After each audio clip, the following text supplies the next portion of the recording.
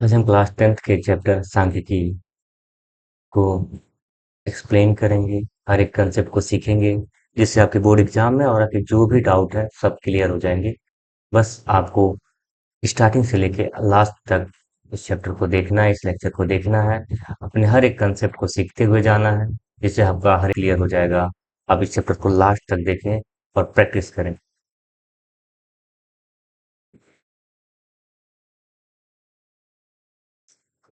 इस चैप्टर से आपके बोर्ड एग्जाम में कम से कम मैक्सिमम 9 to 10 मार्क्स आते ही आते हैं। 9 to 10 मार्क्स आते ही आते हैं। आप अपने बोर्ड एग्जाम के प्रीवियस ईयर पेपर को उठाइए और उसमें मिलान कीजिए, मैच करिए कि कितने ऐसे क्वेश्चन हैं जो इस चैप्टर से आ रहे हैं। तो आप देखेंगे कि कम से कम आपका जो बहुविकल्पी भी है, ऑप्शनल है और थियरी वाला है, उन दोनों से मिला के 9 से 10 नंबर होता है।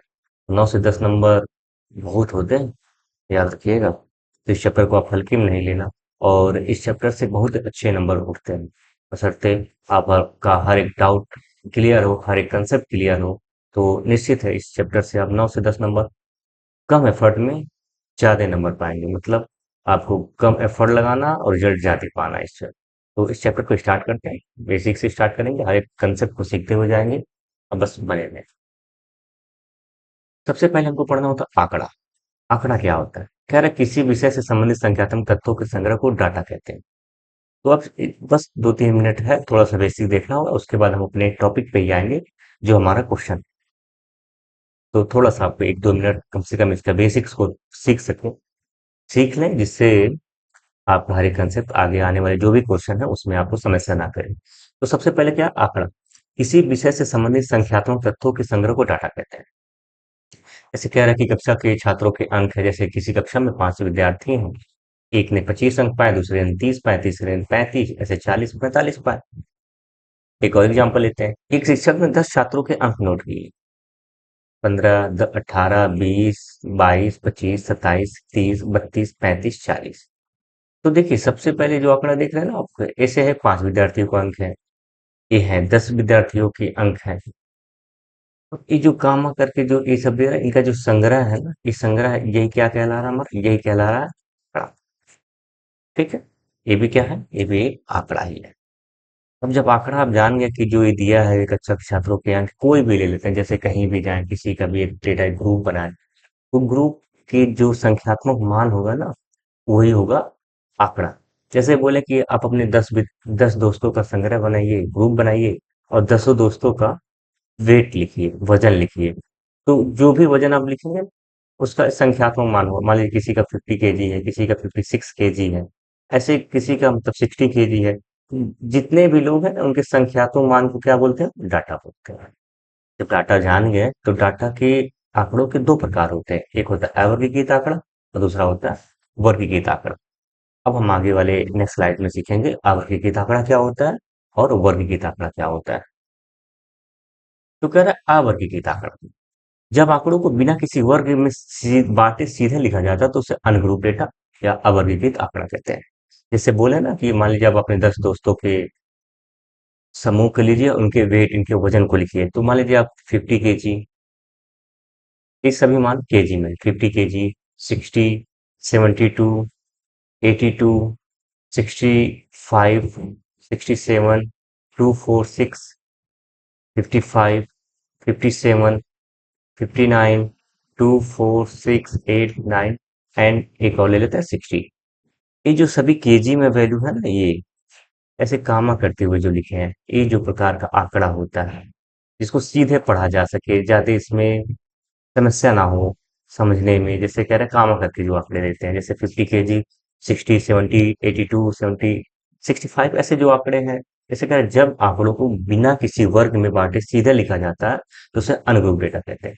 तो देखिए वैसे बिना किसी ग्रुप में नहीं बांटे, उसको ऐसे नॉर्मल लिख दिए। तो इस प्रकार के आंकड़े को हम बोलते हैं वर्गीकृत आंकड़ा। क्या होता है वर्गीकृत आंकड़ा में? कहता है कि इसमें क्या होता है, ग्रुप में बटे रहते हैं। जैसे कोई अंक है, जैसे बोलते हैं कि 5 से 10, इनका एक इंटरवल चलता है, आंकड़े का ग्रुप चलता है, इंटरवल। जैसे बोले 0 से 5, 5 से 10, 10 से 15, 15 से 20, एक ग्रुप चलता है। उस ग्रुप को ऐसे बांट देते हैं, ऐसे बताया जाता है। अगर ऐसे बांट दिया गया तो समझिए होता है, जैसे हम बोले कि हमारे पास कुछ आंकड़े हैं, जैसे 2, 3, 4, 6, 7, 8, 9, 11, 12, 13, 14, 17, 18, 19।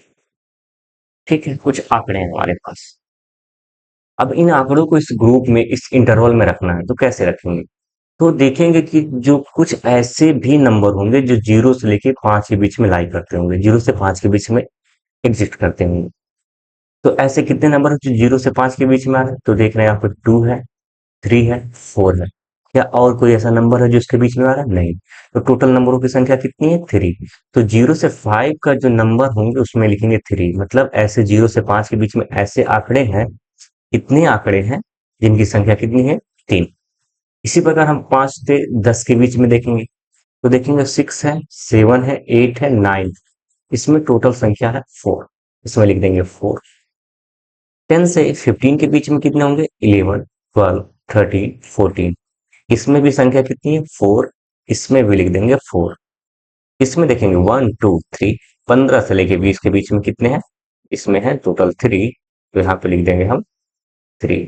तो ये जो आंकड़ा हमारा बन के तैयार होगा, इसी को बोलते हैं वर्गीकृत आंकड़ा। आई होप इस कंसेप्ट आपको क्लियर हुआ होगा। जब इतना क्लियर हो गया तो आप आगे बढ़ते हैं अपने नेक्स्ट स्लाइड में। अब देखते हैं आगे क्या है। जब आप वर्गीकृत आंकड़ा भी तो देख लिए कि ठीक है, 0 से मतलब एक इंटरवल चल रहा था, जैसे चल रहा था इंटरवल में, क्या चल रहा था? इंटरवल में चल रहा था कि जैसे 0 से 5 है, 5 से 10 है, 10 से 15 है, 15 से 20। ये जो एक इंटरवल चल रहा था ना, इंटरवल। अब ये भी जो मतलब सॉरी, जो वर्गीकृत आंकड़ा है ये भी दो टाइप के होते हैं। एक होता है सतत श्रेणी, दूसरा होता है समावेशी श्रेणी। सतत श्रेणी को बोलते हैं एक्सक्लूसिव ग्रुप डेटा, दूसरे समावेशी श्रेणी को बोलते हैं इनक्लूसिव ग्रुप डेटा। अब कहेंगे सतत श्रेणी और समावेशी श्रेणी, exclusive group data, inclusive group data क्या होता है, तो इसको समझते हैं। अभी तक जो रिसेंटली हम पीछे बना कर आ रहे हैं, आपको क्या लगा जो ये हम इरेज कर, ये है क्या? बताएं। मतलब जो अभी तक पीछे हमने एक आंकड़ा बनाया था, 0 से 5, 5 से 10, 10 से 15 और 15 से 20। ये जो इंटरवल, क्लास इंटरवल, वर्ग अंतराल बनाए थे, इसी को क्लास इंटरवल या वर्ग अंतराल बोलते हैं। जैसे इसको क्या बोलेंगे? टोटल वर्ग अंतराल। ये भी याद रखिए, कहीं पेपर में आ गया, क्वेश्चन में हमेशा यूज होगा। इसको क्या बोलते हैं? वर्ग अंतराल। 5 से 10 का वर्ग अंतराल, 10 से 15 का, 15 से 20 का। तो जो ये 0 से 5, 5 से 10, 10 से 15, 15 से 20 है, ये किस टाइप का आंकड़ा है? तो कहेंगे ये आंकड़ा तो वर्गीकृत आंकड़ा है। लेकिन क्या इस आंकड़े में भी आप बता सकते हैं कि सतत श्रेणी है कि समावेशी श्रेणी है? ठीक है, तो देखिए, सतत श्रेणी क्या बोलते हैं? सतत श्रेणी बोलते हैं मतलब जो आंकड़ा ग्रुप डेटा वाला अगर 0 से स्टार्ट हुआ, 5 पे खत्म हुआ है, 0 से स्टार्ट हुआ, 5 पे एंड हो रहा है, नेक्स्ट जो इंटरवल बन रहा है, क्या जहां से एंड हो रहा है यहीं से स्टार्ट हो रहा है? ध्यान दीजिएगा। अगर जो ग्रुप डेटा, जो क्लास इंटरवल जिस पे एंड हो, नेक्स्ट वाला क्लास इंटरवल वहीं से अगर उसी नंबर से स्टार्ट हो रहा है, तो इस टाइप के डेटा को बोलते हैं कि सतत श्रेणी। क्या बोलते हैं? जिस पे एंड हो, नेक्स्ट वाला वहीं से स्टार्ट होता है, तो उसको बोलते हैं सतत श्रेणी, एक्सक्लूसिव डेटा। और क्या इंक्लूसिव क्या होता है? इसमें क्या होता है, जैसे कोई डेटा है 5 से 10, कोई एक क्लास इंटरवल है 5 से 10, तो दूसरा जो स्टार्ट होगा उतना भी गैप करके कर सकता है, 11 से 16 करेगा, दूसरा क्या करेगा 17 से 22 करेगा। मतलब देखेंगे 5-5 का गैप चल रहा है, 5-5 का गैप। दूसरा क्या करेगा 23 से 28 लिखेगा। तो ये जो आंकड़े बन रहा है, इसको बोलते हैं हम इंक्लूसिव ग्रुप डेटा। ठीक है। क्या इसमें क्या डिफरेंस है, कैसे मतलब पता लगाएंगे कि इंक्लूसिव ग्रुप डेटा है, समावेशी है?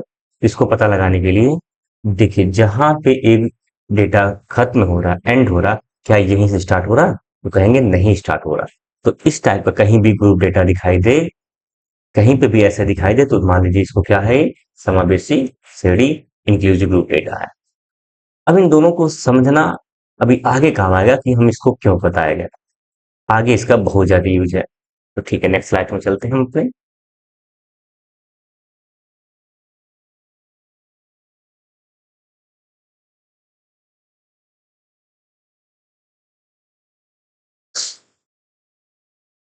अब आता है इस चैप्टर में क्या क्या पढ़ना है। तो इस चैप्टर में पढ़ना क्या है, समांतर मार्ग।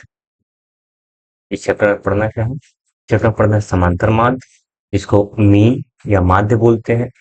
दूसरा क्या पढ़ना है हमको, बहुलक पढ़ना है। तीसरा क्या पढ़ना है, माध्यिका पढ़ना। इस चैप्टर में तीन चीजें हैं रेडी पूरे टेंथ में। और इसी चैप्टर में टोटल आपके 9 से 10 नंबर बनने वाले। तो इस चैप्टर बहुत यह चैप्टर बहुत ही इजी है। इसको ध्यान से पढ़ें और हर एक क्वेश्चन को नोट करें। जो भी पीपीटी तैयार है, अगर इसको आप बढ़िया से नोट्स बना लेते हैं अपना, इसको बार बार रिवाइज करते हैं, तो 100% गारंटी आपको कि आपके 9 से 10 मार्क्स इजी बन पाएंगे। हर एक कंसेप्ट पे मिला है। हर एक क्वेश्चन आप एनसीईआरटी के हो या अदर साइड बुक हो, हर एक क्वेश्चन इससे से लग जाएंगे अगर आप इसको ध्यान से देखते हैं। ठीक है, तो आगे देखते हैं हम समाधान मानते क्या होता है। तेरा समांतर माध्य आवर्ती की तरह जैसे अभी हम पढ़ के आए हैं। अब आपको यहाँ पे देखना होगा कि जो डेटा है हमारा, जो डेटा है इस टाइप का डेटा है। अब बताएं, अवर्गीकृत है कि वर्गीकृत है, क्या है? तो कहेंगे अवर्गीकृत है, क्योंकि काम करके वो सीधे पढ़ पा रहे हैं, काम करते हुए दिया है तो अवर्गीकृत आंकड़ा। तो हमको यहाँ पे समांतर मान दोनों का निकालना है। जब इस टाइप का डेटा रहता है तब भी निकालना है, और जो 0 से 5, 5 से 10 वाला जो था उस टाइप का भी निकालना है। तो इसी में आपको समांतर माध्य भी निकालता है, बहुलक भी निकालना है, माध्यिका भी निकालना है। तो पहले हम समांतर माध्य को पढ़ते हैं। तो आंकड़ा देख के आपको दिखाई दे रहा हो कि 2 3 5 4 6 8 10 है, इस टाइप का आंकड़ा अवर्गीकृत आंकड़ा, वर्गीकृत आंकड़ा नहीं है। तो कहेंगे इसका क्या निकालना है, हमको समांतर मान निकालना है। तो समांतर मान जब अवर्गीकृत आंकड़े होते हैं, समांतर मान निकालने बहुत ईजी होता है। जैसे आप पढ़े होंगे एवरेज। एवरेज में क्या होता है, कोई नंबर का है 2 3 5 है, इसका एवरेज क्या होगा? तो आप कहेंगे 2 + 3 + 5, इन तीनों नंबर को ऐड करके टोटल जितने नंबर होते हैं उनमें से डिवाइड करते हैं, 1 2 3, टोटल कहेंगे 3 है।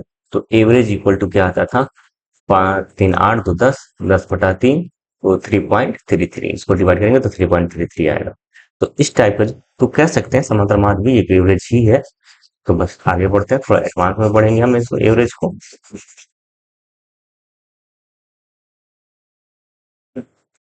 तो करना क्या होता है, इसमें फार्मूला क्या होता है? तो जो आंकड़े दिए हैं, तो पहला क्या है, हमको अवगित आंकड़ों का समांतर मान निकालना है। तो समांतर मान निकालना कैसे है, तो देखिए इसको फार्मूला क्या लिखेंगे हम, समांतर समांतर माध्य इक्वल टू पदों का योग, पदों का योग बटे पदों की कुल संख्या, पदों की कुल संख्या, ये फार्मूला होता है समांतर माध्य का। और समांतर माध्य को बताते हैं शॉर्ट फॉर्म में, हम एक्स पे बार भी लिखते हैं। ऐसे एक्स बना लेंगे, उस पर अगर बार लिख देते हैं, इसका मतलब है वह क्या है, समांतर माध्य।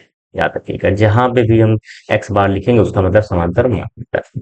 तो क्या हो, एक्स बार इक्वल टू पदों का योग, जितने पद हैं इसको योग करना, मतलब 2 + 3 + 5 + 6, सॉरी 5 के बाद 4 है, 4 + 6 + 8 + 10, और टोटल जितने टर्म्स हैं उससे डिवाइड करना है। 1 2 3 4 5 6 7, 7 से डिवाइड करना है।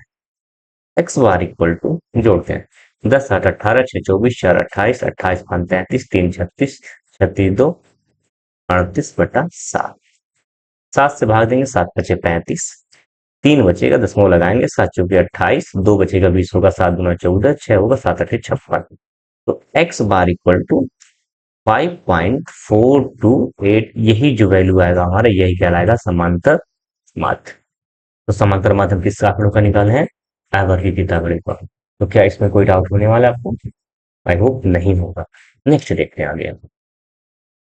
कोई क्वेश्चन अपने से लेते हैं, जैसे क्वेश्चन बनाते हैं और लिखते हैं क्या हम, जैसे कहें कि प्रथम 10 है, सम संख्याओं का समांतर मान निकालें। क्वेश्चन क्या है? प्रथम 10 सम संख्याओं का समांतर मान ज्ञात करें। तो प्रथम 10 सम संख्याएं क्या होंगी? तो क्या होगा आपका, जब सोल्यूशन इसको लिखेंगे, हम सोल्यूशन जब सॉल्व करेंगे तो क्या होंगी? आपको पता है कि सम संख्या क्या है? 2, 4, 6, 8, 10। बहुत बच्चे यहीं पे कंफ्यूज होने वाले हैं, सोचेंगे प्रथम 10, तो प्रथम जो 10 है ना, ये प्रथम 10 है, 10 संख्याएं होनी चाहिए, 1 2 3 4 5, ना कि 10 के बीच तक नहीं। 2 4 3 8 10, अभी तो हमारे पास 3 तो 5 हुए, 12 14 16 18 20, क्या? 2 4 6 8 10। अब ये हुई हमारे प्रथम 10 सम संख्या, इनका समांतर मान निकालना है। और आंकड़े कैसे हैं? आंकड़े हैं हमारे अवर्गीकृत आंकड़ा, तो इसको सॉल्व करने के लिए हम क्या जानते हैं? समांतर माध्य। समांतर माध्य को भी बोल रहे हैं, शॉर्ट फॉर्म में क्या लिखते हैं? एक्स बार। पदों का योग, पदों का योग क्या होता है? टू। जितने भी टर्म्स है उनको सभी को ऐड करना है, जितने भी terms, 8 plus 10 plus 12 plus 14 plus 16 plus 18 plus 20, और टोटल के डिवाइडेड बाई कितना करेंगे? 10, क्योंकि बोला था 10 संख्या है तो 10 ही होंगे। काउंट कर लो, 1 2 3 4 5 6 7 8 9 10। एक्स बार इक्वल टू, इनको ऐड करते हैं, 20 18 38 16 54, 54 14 68, 68 12 80, 80 10 90, 90 8 98, 98 6 104, 104 4 108, 110, 110 बटा 10, और 10 से 10 कटेंगे तो एक्स बार इक्वल टू 11। यही हमारा क्या होगा? समांतर माध्य। तो समझ गए समांतर माध्य कैसे निकालना है आवर्गीकृत आंकड़ों का? जितने भी टर्म्स दिए हैं उनको ऐड करना है, और टोटल टर्म्स की संख्या को नीचे से डिवाइड कर देंगे, तो जो वैल्यू आएगा वही एक्स बार का वैल्यू आएगा। X bar equal to, x bar means समांतर माध्य। तो समांतर माध्य को शॉर्ट फॉर्म में हम कभी लिखेंगे तो इसका मतलब क्या लिखेंगे? एक्स पर बार। ठीक है, आई होप ये टॉपिक भी क्लियर हुआ होगा। नेक्स्ट आगे बढ़ते हैं। अब इसमें क्या है कि लुप्त पद ज्ञात करना, जब समांतर माध्य दिया गया हो तो लुप्त पद ज्ञात करना कुछ नहीं, बहुत इजी है। आंकड़े हमारे किस टाइप के आंकड़े लग रहे हैं? ये आंकड़े कैसे हैं? कैसे आंकड़े हैं? अवर्गीकृत आंकड़े। अवर्गीकृत आंकड़ा है, बस। जब अवर्गीकृत आंकड़ा पता चल गया, करना क्या? फॉर्मूला जानते हैं, समांतर माध्य इक्वल। इसमें देखिए निम्न आंकड़ों का माध्य 40 है, मीन्स इसमें देख लीजिए, जब इसको आप सॉल्व करेंगे, इसमें देखिए जो दिया उसको लिखिए, समांतर माध्य 40 दिया, और अभी को समांतर माध्य और माध्यक जब आपने देखा होगा तो समांतर माध्य और को शॉर्ट फॉर्म में एक माध्यक भी बोलते हैं, और इसको और शॉर्ट फॉर्म में एक्स बार भी बोलते हैं। पेपर में ज्यादातर आपको माध्यक शब्द का यूज करके देगा, तो आप इससे घबराइएगा मत, कंफ्यूज मत होइए। इसका मतलब होता है माध्यक का मतलब समांतर माध्य। दिया है 40, तो चाहे आप समांतर माध्य या ब्रैकेट में एक्स बार का वैल्यू कितना है 40 लिख सकते हैं। फाइंड करना है एक्स, तो जैसे आंकड़े हमारे हैं अवर्गीकृत आंकड़ा, तो हम जानते क्या है? एक्स बार इक्वल टू पदों का, पदों का योग बटे पदों की कुल संख्या, पदों की कुल संख्या। तो x bar equal to, sorry, क्योंकि एक्स बार का वैल्यू दिया है तो एक्स बार का वैल्यू कितना? 40, इसके साइड में हम रखने वाले हैं 40, और सॉल्व करते हैं पदों का योग। तो देखेंगे कितने टर्म्स है, अब गामा करते हुए दिया तो इसको एक टर्म्स मानेंगे, इसको टोटल को 2 मानेंगे, इसको 3 मानेंगे, ये 4 होगा और ये 5 होगा। बच्चे यहीं पे गलती कर देते हैं, ध्यान से सुने, गलती क्या करते हैं सब? सोचते हैं ए 1 हो गया, ये 2 3 4 5 6 7 8 9, नहीं गलत। ये टोटल 1 है, 2 है, 3 है, 4 5, टोटल 5 टाइम्स है। तो लेकिन ठीक है, पहले ऐड करना है, तो x plus 3 plus x plus 4 plus 5x plus 20 plus 3x plus 30, और टोटल के डिवाइडेड बाई 5 कितने टर्म से 1 2 3 4 5 5 टोटल आपके 5 आ गए। तो करना क्या है कि जो 5 है इधर एक हर के रूप में भाग के रूप में उधर जाएगा गुणा हो जाएगा। तो 40 गुणे 5 बराबर इनको ऐड करेंगे। एक एक्स एक से 2 एक्स 3 एक्स 3 और 5 एक्स 8 एक्स 8 3 11 एक्स। ध्यान से समझिए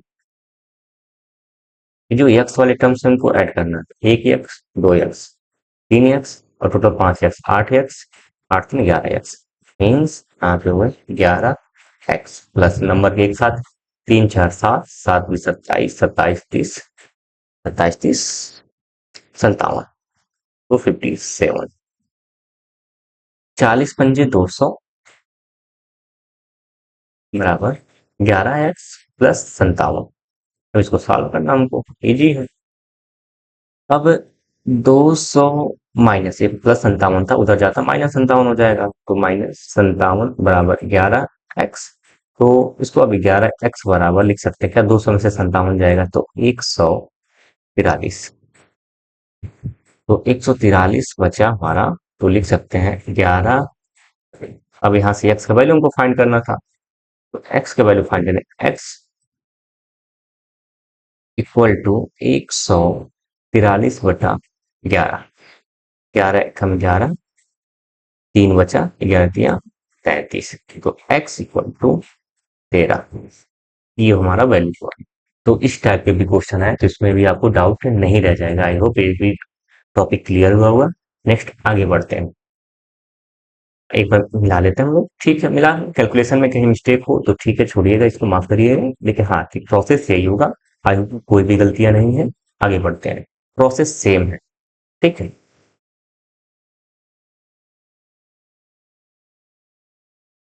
अब आता है जो हम लोग का अवर्गीकृत आंकड़ा खत्म होता है। अब आता है समांतर माध्य। वो भी वर्गीकृत आंकड़ों का निकालना। सतत श्रेणी। अभी आपको याद होगा सतत श्रेणी। सतत श्रेणी से आप रिलेट कर सकते हैं। सतत श्रेणी मीन्स होता था जो आंकड़ा जहां पे खत्म होता था वहीं से स्टार्ट होता है। जो क्लास इंटरवल जहां से स्टार्ट होता खत्म होता है अगर वहीं पे खत्म हो वहीं से स्टार्ट हो रहा है तो इस टाइप के बोलते थे सतत एक्सक्लूसिव ग्रुप डेटा। तो इस टाइप के जितने भी होंगे इनका समांतर मान निकालना है। अभी हमारा कौन सा टॉपिक खत्म हुआ? हमारा हुआ है अवर्गीकृत आंकड़ा। अवर्गीकृत आंकड़ा खत्म हो गया। अब हमको पढ़ना है वर्गीकृत आंकड़ों का समांतर मान। तो वर्गीकृत आंकड़ों का समांतर मान निकालने की 3 विधियां हैं। 3 विधियां जिसको पहला बोलते हैं प्रत्यक्ष विधि, दूसरा बोलते हैं कल्पित माध्य विधि, तीसरा बोलते हैं पग विचलन विधि। 3 विधियां हैं। अब तीनों विधियों से आंसर सेम आने वाले हैं बस उनका अलग अलग मेथड है। अब सबसे इंपॉर्टेंट जो मेथड होता है प्रत्यक्ष विधि होता है डायरेक्ट मेथड इसको बोलते हैं। इसमें क्या होता है? इसमें एक्स बार मीन्स क्या होता है? याद करिए एक्स बार मीन्स अपने बताया होगा। एक्स बार मीन्स होता है समांतर माध्य। तो समांतर माध्य अगर हमको कैलकुलेट करना है तो समांतर माध्य के लिए फार्मूला इसमें क्या होता है प्रत्येक विधि में? अब केवल आप फार्मूला देखिए। डरने वाली बात नहीं है। आपको एक एक स्टेप को बारीकी से समझाया जाएगा। बस आप ध्यान धैर्य मत खोइएगा। इसमें क्या होता है एक्स बार इक्वल टू आपको क्या फार्मूला होता है? Sigma F I into x I से मीन्स कुछ नहीं यहाँ से डरिएगा मत।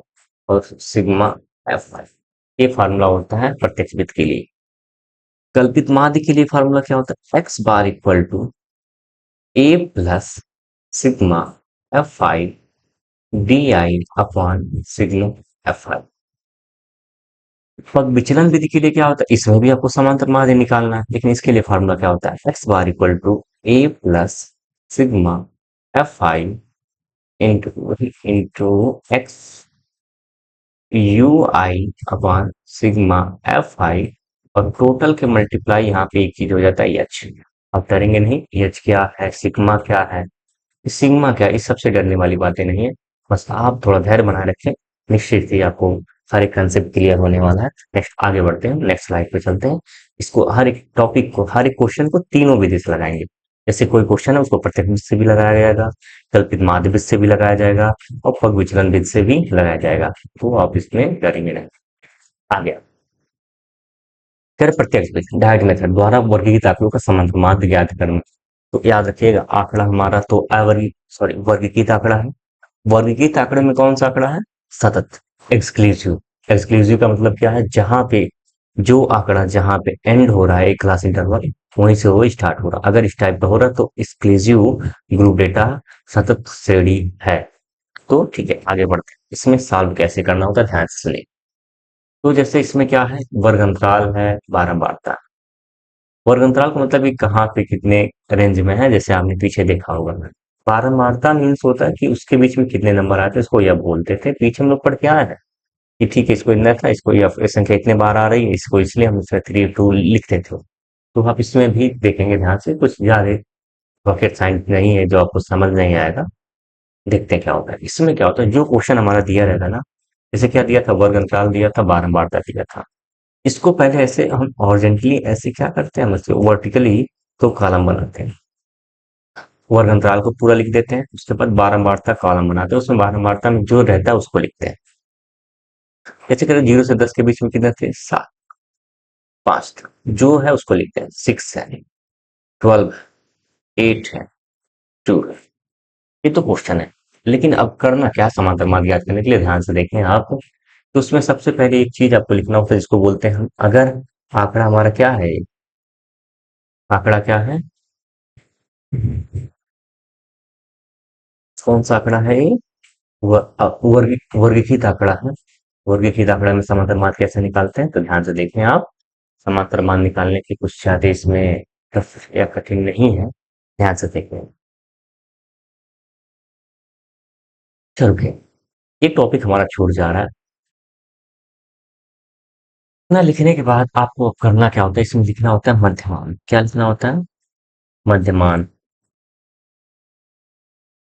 मध्यमान, इसको अब साथ क्या लिखना होता है, मध्यमान। मध्यमान, मध्यमान, इसको आप लिखेंगे एक्स आई। अब 12 बार तक तो एफ था, इसको एफ आई भी लिख देंगे, कोई समस्या नहीं होगी। और लास्ट वाले कॉलम में लिखना होता है F I into x I. का मतलब ये होता है इन दोनों का, एफ आई और एक्स आई का मल्टीप्लाई करके। तो मध्यमान क्या होता है, मध्यमान क्या होता है, मध्यमान के लिए एक्स आई जो होता है उसका कुछ दिक्कत नहीं होता है, बहुत इजी से निकाल पाएंगे। जो वर्ग अंतराल है ना, ये 0 और 10, इसको लोअर लिमिट, इसको हायर लिमिट बोलते हैं। ठीक, 0 10 को ऐड करिए, तो 0 में 10 को ऐड करते हैं तो 10 ही होगा, इसका हाफ करते हैं, दोनों को ऐड करके हाफ कर दीजिए। तो 10 में 0 10, 10 का आधा 5 होने वाला है, 5 लिख देते हैं। 20 और 10 का आधा 30 होगा, 30 का आधा 15 होने वाला, 15 लिख देते हैं। 50 का आधा 25 होने वाला, 25 लिख देते हैं। तो देखें 10 10 का गैप चल रहा है, तो 35 होगा, यहाँ पे 45 होगा, और यहाँ पे 55 होगा। अब क्या करना है, इन दोनों को गुणा करना है, 7 पंजे 35। एफ आई एक्स आई है, इन दोनों का आपस में क्या करना है, तो गुणा करना है, इन दोनों का आपस में गुणा करना है, क्योंकि एफ आई और एक्स आई का गुणा करना है। तो आगे देखते हैं हम। तो 15 25 75, 25 6 150, 12 25 60 के 0, 12 3 36, 6 42, 420, 45 8, 45 2 90, 360, 8 25 40 के 0, 832, 32 4 36, 360, 55 गुना 110। इतना काम करने के बाद आपको यहाँ पे कॉलम, जो लास्ट वाला कॉलम है, इसमें लिखना रहता है योग। योग में किसको, इसको ऐड करना है, इसको ऐड करिए 12 बार। अब जब 7 5 6 12 8 और 2 को ऐड करना है, तो इसको पता कैसे चलेगा, ऐड करके लिखें, इसका मतलब ये होगा, यहाँ पे हम एक चीज बनाएंगे, एक साइन जिसको बोलते हैं हम सिग्मा। और sigma F i equal to लिखेंगे, एफ में सिग्मा मतलब होता है summation of, summation, summation of, summation of मतलब योग। इसका मतलब सभी नंबरों का योग होता है, तो सिग्मा इसको बोलेंगे, ऐसा क्या बोलेंगे, सिग्मा। 7 5 12 6 18, 18 12 30, 8 38 2 40, आंसर जोड़ने पे 40 आए। इसको हमको नहीं, मध्यमान वाले को जोड़ना नहीं रहता, कुछ नहीं, उसको बस ऐसे रहते। हमको एफ आई एक्स आई इनको भी जोड़ना है, इनको जोड़ने के लिए लिखेंगे सिग्मा एफ आई और एक्स आई। ध्यान समझे, क्या लिखना हमको, सिग्मा एफ आई और एक्स आई, इन दोनों को ऐड करना है।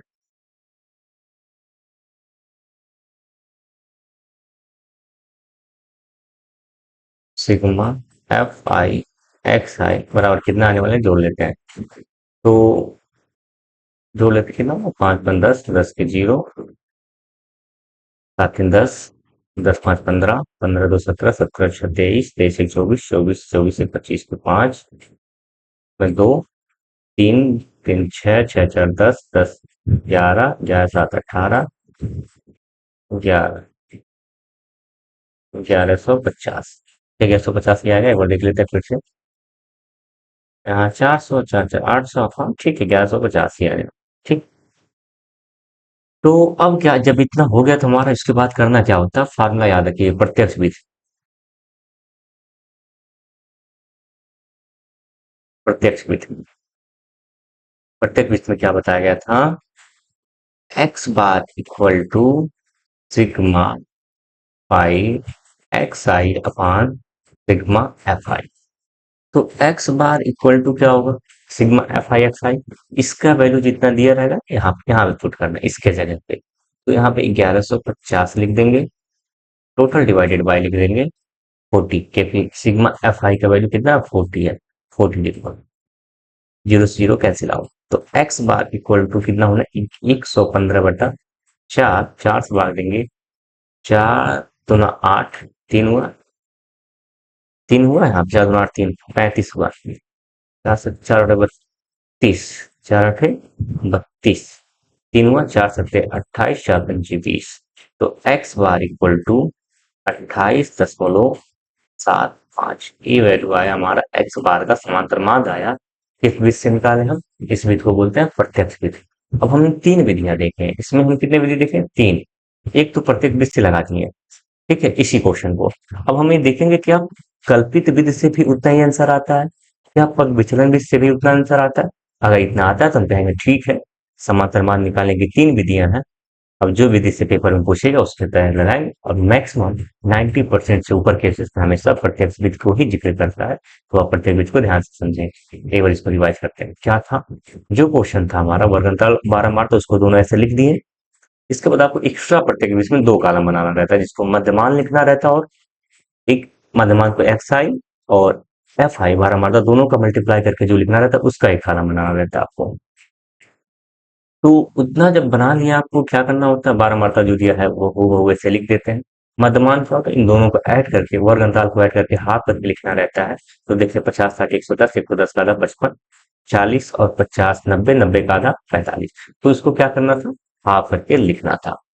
अब एफ आई एक्स आई, अब 7 और 5 से गुणा करके यहाँ पे लिखना था, बारंबारताओं को योग करना था, और एफ आई एक्स आई का योग करके इतना लिखना था। उसके बाद प्रत्यक्ष वृत्त में जो था हमारा, इसको क्या करना था, ए नंबर था ना हमारा ये प्रत्यक्ष वृत्त। अब इसको ऐसे फार्मूला होता है, इसमें इसका value F i x I का वैल्यू रख दिए 1150, और एफ आई का वैल्यू 40, इसको सॉल्व कर दिए तो 28.4575 आया। तो एक्स बार इक्वल टू 28.75 आ गया। नेक्स्ट स्टेज में आगे चलते हैं। अब यहाँ आया कल्पित विधि, जैसे आपको बताया गया कि कल्पित विधि।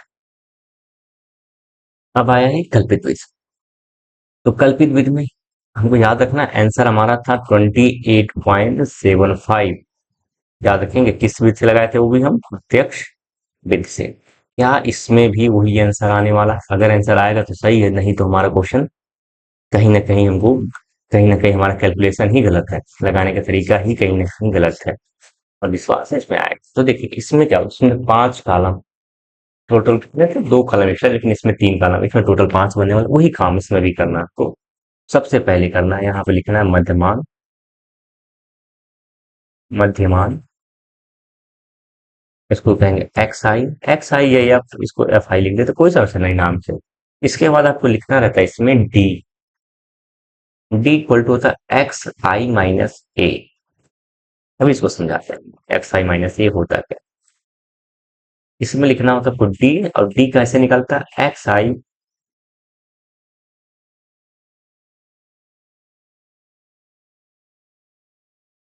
इसमें आपको लिखना रहता है एक्स आई, इसमें निकालना होता है आपको डी, और निकलता कैसे, एक्स आई माइनस ए। और लास्ट में लिखना रहता है आपको F I into D I. बस, आपको कंफ्यूज होना ही, डरना नहीं कि एक्स आई माइनस ए क्या आ गया, डी क्या आ गया, एफ आई डी आई कुछ नहीं होता, क्या समझिए। पहले हम इसको मध्यमान को निकालने में कोई समस्या होगा नहीं, क्योंकि 10 इन दोनों को ऐड करके हाफ लिखना है। 5 आएगा, 15 आएगा, पच 50 है तो 25 आएगा। देरी है, 20 और 30 को ऐड किया 50, 50 का था 25 लिखे, 70, 70 का था 35 लिखे, इसका 90, 45 लिखेंगे, इसका 55 लिखेंगे। देख लेंगे, अब मिला लेंगे। अब डी क्या होता है? डी बता रहा है, डी निकालने के लिए आपको एक्स आई माइनस ए, आप इसमें से कोई एज्यूम बोलते हैं, इसलिए इसको कल्पी माध्यमिक को एज्यूम मेथड भी बोलते हैं। याद रखेंगे, एज्यूम मेथड बोलते हैं। तो करना क्या होता है, डी हमको डी चाहिए, डी चाहिए तो डी आई लिखते हैं, कोई समस्या नहीं होने वाला। याद रखिएगा, नाम बस नामकरण करना हमको। डी कैसे निकालना है? डी देखिए, इसमें से कह रहा है कोई भी एक वैल्यू आप ए मान लीजिए, तो हम कहने चल रहे हैं ए किसको मान रहे हैं हम? 25। किसी को भी मानते हैं, आंसर सेम आएगा। आप घर पे लगा के देख लीजिएगा अपने, आप लगाइएगा अपने नोटबुक में, तो आप देखेंगे वहां पे कि आप 15 को मानेंगे या 5 को मानते हैं, तभी आंसर सेम आने वाला है। तो हम क्या करते हैं, 25 को मानते हैं ए। अब ए मानने के बाद करना क्या होता है? ए मानने के बाद क्या करना होता है, एक्स आई के सभी टर्म्स में से उसी 25 को घटाना रहता है। यहाँ पे कह रहा है डी आई निकालने के लिए हमको क्या चाहिए, एक्स आई में से ए को टर्म्स घटाना है। तो 5 में से अगर हम 25 को घटाते हैं तो माइनस 15 बचेगा ना, -20 बचेगा। याद रखेंगे, अगर हम कहें ऐसे, हमको डी चाहिए और 5 में से अगर 25 को घटाएं, क्या -20 नहीं बचेगा? बचेगा। इसी टाइप 15 में से 25 घटाएंगे, इसी प्रकार 25 में से 25 घटाएंगे, अब 35 में से 25 घटाएंगे, 45 में से 25 घटाएंगे और 55 में से 25 घटाएंगे। यही प्रोसेस इसमें करना होता है। तो इसमें आपको हम बस इतना बताने के लिए कि अब केवल हम आंसर लिखने वाले हैं इसमें, आप इसको करते जाइएगा। तो 5 में से 25 को घटा दें तो -20 बचता है। कितना? -20। 15 में से 25 घटा रहे हैं, -10। 25 में से 25 घटा रहे हैं, 0। 10, 45 में से 25 घटा रहे हैं, 20। यहाँ पे बचने वाला है 30। अब F I into x I का गुणा कर लेते हैं। F I into D I, x I नहीं, F I into D I. 20 का गुणा साथ में करना है, 20 7 140, -140। 10 का गुणा 5 में, -50, -50। 0 का गुणा 6 में करेंगे तो 0। 10 का गुणा 12 में करेंगे 120। 20 का गुणा 8 में करने वाले हैं तो 160। 30 गुना 60। अब क्या करना, वही काम यहाँ पे भी करना है। यहाँ पे एक चीज लिखेंगे हम, क्या लिखेंगे, योग। बारंबारताओं को योग करेंगे, तो sigma F i equal to 40। याद रखिएगा, 40 आया था दोनों में, 7 5 12 18 12 30 30, 8 8 2 40। मध्यमान को नहीं ऐड करना, डी आई को नहीं ऐड करना F I into D I को। तो sigma F I into D I add कैसे करना, माइनस वाल के एक साथ 140 और 50, -190 और 120, 102, 280, 340, 280, 280 में 60 जोड़ेंगे 340। अब इसमें से 340 में से घटा देंगे 0। 14, 14 में से 9 जाएगा, 5 बचेगा और 2 में से गया 150। तो प्लस वाले माइनस वाले के एक साथ कर लिए हम, इनको जोड़ें तो -190 आया। इसको तीनों को आपस में जोड़ें तो 340 आया। इनका डिफरेंस निकालें तो 150 आया। कितना है? 150। याद रखिएगा, यही काम है यहाँ पे। तो यहाँ पे लिखेंगे 150। अब देखिए, दूसरा हमको बी नंबर था, बी नंबर बोलता था कल्पित माध्य विधि। कल्पित माध्य विधि। तो कल्पित माध्य विधि में क्या फार्मूला था, x bar equal to A plus sigma F I into D i upon sigma F i. तो एक्स बार इक्वल टू ए का वैल्यू जितना माने थे, इसका ए का वैल्यू कितना, 25। तो ए के जगह पे 25 plus f I into D i का वैल्यू 150, 150 बटा f i sigma F i का वैल्यू 40, 40। सॉल्व कर देते इसको, x bar equal to 25 plus 0 0 खत्म हो गया, 4 से भाग देंगे चार तिया 12, तीन बचा, दशमलव लगाएंगे, चार सत्ते 28, 30 होगा, चार पंजे 20, वही काम। तो 3.75। अब इसको ऐड करेंगे तो 28.75। क्या क्या इससे भी इतना आंसर नहीं आया था हमारा? ऐड। तो इससे प्रूफ होता है कि कल्पित माध्य से हो या प्रत्यक्ष विधि से हो, तीनों से आंसर, दोनों से तो आंसर सेम आ गया। अब हमारे पास एक बचता है जिसको बोलते हैं हम पग विचलन विधि। इसको भी देख लेंगे पग विचलन विधि को, तो सब इसका क्लियर हो जाएगा। तो आप ध्यान से इस चैप्टर को नोट्स बनाइएगा, केवल आप लेक्चर मत देखिएगा। अगर नोट्स बनाएंगे, रिवाइज करेंगे, तो विश्वास मानिए आपका 100% टॉपिक क्लियर होगा। और जो भी आपको डाउट होगा कमेंट सेक्शन में जरूर बताइएगा, इसमें हम जरूर इसको पढ़ेंगे और उसका जरूर रिप्लाई करेंगे हम। ठीक है, तो नेक्स्ट चलते हैं हम अपना, जिसको बोलते हैं हम पग विचलन विधि से भी आंसर चेक करने जा रहे हैं। क्या उससे भी हमारा 28.75 आता है? कहते हैं ना, विधि अलग आंसर सेम है। आगे चलते हैं। आगे हम लोग पग विचलन विधि पे, इसमें भी देखिए सेम क्वेश्चन है, 0 से 10, 10 से 20 है, 20 से 30 है, 30 से 40, 40 से 50, 50 से 60, और सेम वही है। अब इसको हमको क्या करना है, ऐसे वर्टिकली एक लाइन बनाना है, कॉलम, जैसे पहले वाले प्रत्येक विधि में याद रखिए 4 कॉलम थे। पहला क्या था, इसमें क्या है, दो विधि से हमारा 28.75 आ गया। तीसरा है पग विचलन विधि, इसको देखते हैं कि कैसे इसमें सॉल्व होते हैं। तो ठीक है, आगे देखते हैं, हम कॉलम बनाते हैं हम लोग और आगे बढ़ते हैं। आ गया क्वेश्चन हमारा, वर्ग अंतराल आ गया, बारंबारता आ गया। 0 से 10, 10 से 20, 30 से, एकदम सेम क्वेश्चन है। यहाँ पे क्या हम पहले लिखेंगे योग, क्या करते हैं पहले लिखते चलते हैं, जो जो हमको रिक्वायरमेंट है इसमें क्या क्या बनाना है इसको देखते हैं। सबसे पहले वही काम जिसको बोलते हैं ना मध्यमान, मध्य मान, जिसको एक्स आई बोलेंगे हम। इसके बाद हमारा क्या था, एक्स आई निकल गया। इसके बाद क्या निकालना था हमको, डी। डी इक्वल टू कैसे निकालते थे हम, एक्स आई माइनस ए। ठीक है, डी निकल गया, एक्स आई माइनस ए। इसके बाद क्या था, इसके बाद था हमारा जिसको बोलेंगे, अब न्यू बनेगा, जिसको बोलेंगे हम यू आई। क्या बोलेंगे, यू आई। यू आई निकालने के लिए एच बाई टू करते हैं, क्या करते हैं, एच बाई टू करते हैं। नो, एच बाई टू नहीं करते, याद रखिए क्या करते हैं हम,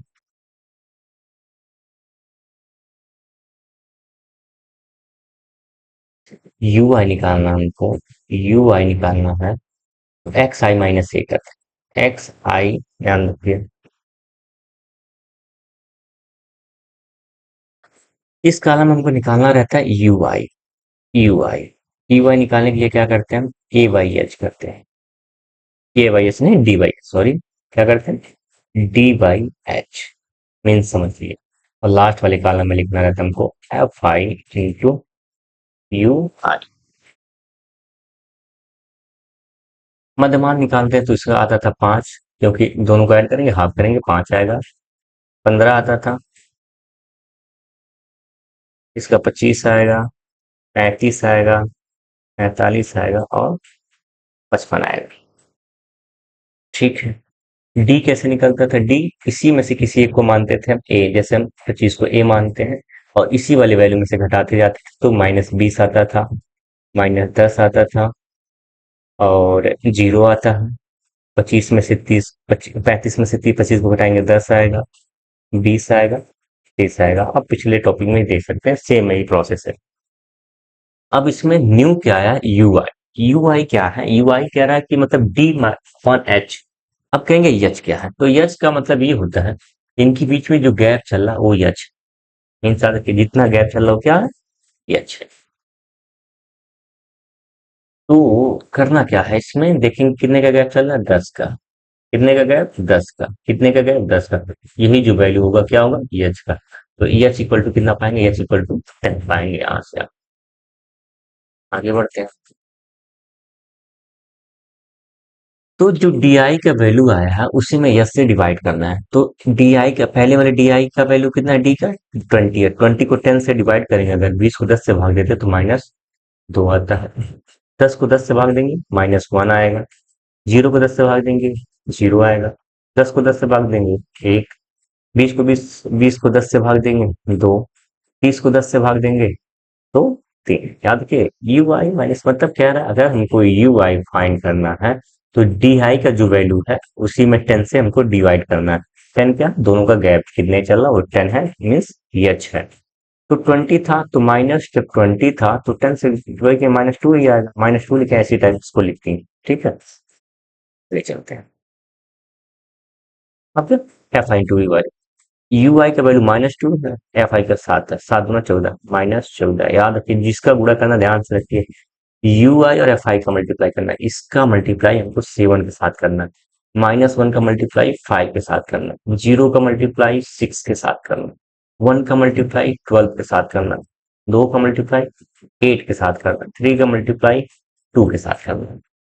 तो -5, 0, 1 का 12 में करेंगे 12, 8 गुना 16, 3 गुना 6। ठीक है, कोई डाउट तो नहीं रह गया होगा? 0 था। ठीक है, इसमें अब लास्ट में लिखेंगे योग, इसको ऐड करना, सिग्मा एफ इक्वल टू 40, कोई समस्या नहीं, 40 आ गया। अब इसमें हमको इसको भी नहीं ऐड करना, इसको भी नहीं, इसको भी नहीं, इसको भी नहीं, हमको जरूरत है बस इसी से। तो sigma F I into you i equal to कितना होने वाला, माइनस वाले एक साथ ऐड कर लेंगे तो -14, -15, -19, 12, 16, 28, 28 और 6 34। तो 34 में से अगर 19 को घटाएंगे तो बचेगा 15, कितना बचेगा 15। तो आंसर कितना आएगा 15। ठीक है, बस इतना ही चाहिए। जब इतना पता चल गया हमको, तो हमारा तीसरा सी नंबर क्या है, सी नंबर कह रहा था पग विचलन विधि। क्या है, पग विचलन विधि से लगाना हमको, पग विचलन विधि, पग विचलन विधि। तो पग विचलन विधि में क्या फार्मूला होता है, x bar equal to sigma five, sorry, पग विचलन विधि में फार्मूला क्या होता है, x bar equal to A plus sigma F I into you I upon sigma F I और टोटल के मल्टीप्लाई बाई एच, ये फार्मूला बताया गया है। वैल्यू पुट करते हैं, एक्स बार इक्वल टू ए का वैल्यू 25 माने, 25 रखते हैं, plus sigma F I U I का वैल्यू 15, 15 लिख लो, 15 बटा एफ आई का वैल्यू 40 है, 40 लिख लेते हैं, और टोटल एच, एच का वैल्यू है 10। याद रखिए, इनका गैप जो है वही वैल्यू है जितने का गैप चल रहा है, तो एच इक्वल टू जितने का गैप चल रहा है वही कहेंगे एच, मतलब एच है। तो देखेंगे सब में 10 का, तो एच का वैल्यू 10 आने वाला है। ठीक है, एच का वैल्यू कितना आना है 10।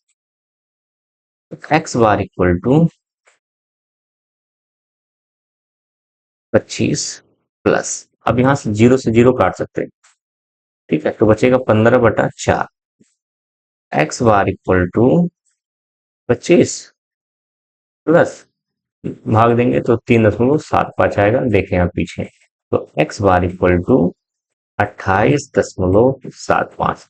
तो आपने क्या देखा कि क्वेश्चन वही सेम था, तरीके अलग अलग थे, और तीनों से आंसर हमारे सेम आए। पहला था प्रत्यक्ष बीज, जिसमें क्या करना रहता था हमको, x bar equal to f sigma F I into e x i upon sigma F i को डिवाइड करना था, उससे हमारा एक्स बार का वैल्यू निकल जाता है, इसको प्रत्यक्ष बीज बोलते हैं। दूसरा था हमारा कल्पित माध्य बीज, एज्यूम मेथड, इसमें क्या करना था, x bar equal to A plus sigma F I into D i upon sigma F i करना था। तीसरा जो था आपका ये पग विचलन विधि, पग विचलन विधि में क्या करना था, x bar equal to A plus sigma F I into you i upon sigma F i multiply by H.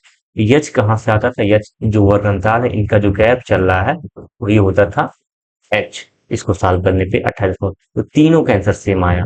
इससे क्लियर हो गया, समांतर माध्य आपका 100% क्लियर हो गया कैसे निकाला जाता है। तो कोई बात नहीं, देखने में प्रोसेस बड़ा लगता है लेकिन बहुत इजी होते हैं, अब घर पे प्रैक्टिस करेंगे तो आएगा। आगे चलते हैं। तो वर्गीकृत आंकड़ों में लुप्त पद ज्ञात करना है जब समांतर माध्य दिया गया। तो जब समांतर माध्य दिया गया होगा तो इसमें करना क्या होगा, जब उसका समांतर माध्य दिया गया मतलब एक्स बार का वैल्यू दिया है, समांतर माध्य को ही बोलते हैं हम एक्स बार। अगर एक्स बार का वैल्यू दिया है तो उसमें से कोई बारंबारता में से कोई एक पद लुप्त होगा, जैसे इसमें पी की जगह पे कोई आएगा। ठीक है, तो हमको नहीं पता पी की जगह कौन सा वेरिएबल, कौन सा नंबर होगा, तो देखते हैं क्या करना है हमको इसमें। तो हमारे पास इसमें 3 तरीके हैं इसको निकालने। जैसे हमको पता है कि ये आंकड़ा कौन सा आंकड़ा हमारा वर्गीकृत आंकड़ा है। तो वर्गीकृत आंकड़ा का समांतर मान निकालने के 3 तरीके थे। पहला था प्रत्यक्ष विधि, दूसरा था कल्पित माध्य विधि, तीसरा था पग विचलन विधि। तो इसमें हम सबसे लंबा प्रोसेस था पग विचलन विधि, उससे छोटा था कल्पित माध्य विधि, सबसे छोटा है क्या है हमारा तीसरा पहला टॉपिक क्या है पहला मेथड प्रत्यक्ष विधि। तो प्रत्यक्ष विधि से लगाते हैं। प्रत्यक्ष विधि में सब क्या बनाना रहता है हमको मध्यमान बनाना रहता है। मान मध्य मान को एक्स आई से लिखते हैं। इसके बाद एफ आई इंटू एक्स आई करते हैं।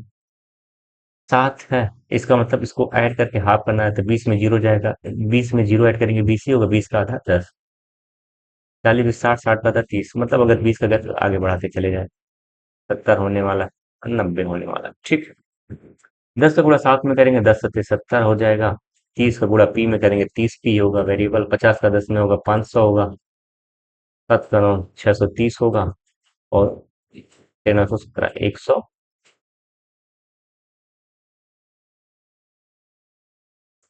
क्या होगा 117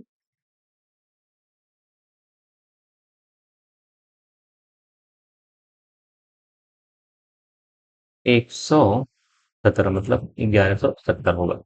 अब क्या करना है यहाँ पे एक कॉलम लिखना और जिसको लिखना होगा हमको क्या योग बारंबारताओं का जोड़ना है। तो sigma F i equal to कितना आने वाला देख लेते हैं। तो 13 9 22 22 10 32 32 7 39 39 प्लस पी अलग से जुड़ेगा जिसको बोलेंगे हम क्योंकि नॉन वेरिएबल है तो अलग से जोड़ लेंगे इसको हम। क्योंकि वेरिएबल है सॉरी वेरिएबल है तो पी। इसको हमको जोड़ना नहीं है इस कॉलम को हमको जोड़ना क्या इसको जोड़ना है। तो ये आप नहीं लिखेंगे बस हम बता रहे हैं कि इसको नहीं जोड़ना। तो देखते हैं। तो 1170 और 630। अच्छा 630 में अगर 70 जोड़ते हैं तो 700। 700 में अगर 500 जोड़ते हैं 1200। 1200 में 2170 जोड़ते हैं 2370। मतलब sigma F I into x i equal to 2370 plus. क्योंकि प्लस क्यों क्योंकि 30 पी को नहीं ऐड किए हमने। तो 30 पी अलग से होगा जिसको क्योंकि वेरिएबल। अब क्या करना है हमको पहला विधि हमको पता है प्रत्यक्ष विधि होता है। प्रत्यक्ष विधि में क्या होता है x bar equal to sigma F I into x i upon sigma F i. क्योंकि एक्स आई का वैल्यू दिया है एक्स बार का वैल्यू दिया है 54। तो लिख देंगे 54 बराबर F I into x I का value 2370 plus 30 P upon F i का वैल्यू 39 प्लस पी। अगर ये भाग है उधर जाएगा गुणा होगा। तो 54 का गुणा 39 में होगा और यही 54 का गुणा पी में भी होगा इक्वल टू 2370 प्लस 30 पी। तो 54 का गुणा 9 में करेंगे तो 54 का गुणा अगर हम 39 में करते हैं 9 जो 36 के 6 9 को 6 45 3 48 486 9 जो 36 के 6 3 9 बचे 45 3 48 54 3 162 तो 6 8 10 6 10 है 6 10 11 2106। तो 2106 आने वाला है ठीक है। तो 2106 पेन बदल लेते तो 2106 प्लस 54 पी बराबर 2370 प्लस 30 पी। अब पी वाली को एक तरफ कर लेते हैं। तो क्या करते हैं 54 p minus 30 p equal to 2370 minus 2106। ठीक कुछ समस्या नहीं। तो 54 पी में से 30 पी जाएगा तो 24 पी इक्वल टू तो बचेगा कितना 996 तो घटा लेंगे तो 10 में से 6 गए तो 4 बचेगा। और जैसे 2370 है याद रखिएगा 6 में से 0 जाएगा तो 6 मतलब 264। तो P इक्वल टू 264/24। 24 कम 24 दो 24 कम 24 दो बचा 24 कम 24 मतलब P इक्वल टू 11। तो इस टाइप के जब भी प्रश्न आए तो आप ऐसे सॉल्व करेंगे। उसका वैल्यू रख देंगे हम एक्स बार की जगह पे उसके बाद सॉल्व कर देंगे। आंसर निकल जाएगा ठीक है। आगे चलते हैं नेक्स्ट टॉपिक पे हम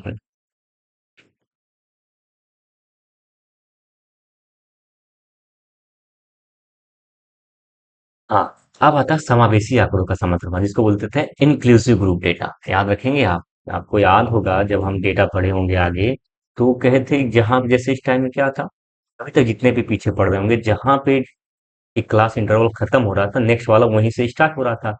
लेकिन क्या इसमें ऐसा है क्या? नहीं। इसमें अगर 52 पे खत्म हो रहा है तो 52 से नहीं स्टार्ट हो रहा है, नहीं स्टार्ट हो रहा है। इस टाइप का जब समांतर मान निकालना होगा तो क्या करना होगा, इसमें थोड़ा सा लॉजिक है, कुछ है नहीं, थोड़ा सा कुछ करना पड़ता है। क्या करना होता है, याद रखें। जैसे क्या है, हमको क्या है, इस क्लास इंटरवल को इक्वल बनाना रहता है, इक्वल बनाना रहता है। मतलब जहां पे एंड हो नेक्स्ट वाला वहीं से स्टार्ट हो, जहां पे एंड हो नेक्स्ट वाला वहीं से स्टार्ट हो, ऐसा बनाना रहता है। तो इसको बनाने के लिए हमको देखना क्या होता है, इसमें देखना ये होता है कि गैप कितने का चल रहा है। जैसे ये 52 पे खत्म हो रहा है, स्टार्ट कहाँ से हो रहा है, 51, मतलब इनके बीच में गैप कितने नंबर का, 1। 55 पे खत्म हो रहा है, स्टार्ट 56, मतलब 1 तो 1 को ऐसे डिस्ट्रीब्यूट करना रहता है हमको कि दोनों का जहां पे खत्म है वहीं से स्टार्ट हो। उसको करने के लिए क्या करना होता है, 1 का गैप चल रहा है, 1 को दो भागों में डिवाइड करते हैं। जैसे 2.5 कर लेते हैं, 0.5 0.5 आधा आधा कर लिए। तो पहले वाले लिमिट में से जैसे क्या था, 50 से कितना है, 52 है ना, तो इसमें से 0.5 को सब्ट्रैक्ट कर देंगे और इसमें 0.5 को ऐड कर देंगे, तो ये बनेगा क्या, 49.5 माइनस